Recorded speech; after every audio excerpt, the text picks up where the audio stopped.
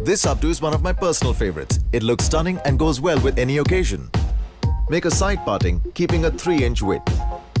Bind the rest of the hair into a ponytail on one side with an elastic band. Divide the ponytail into 3 sections.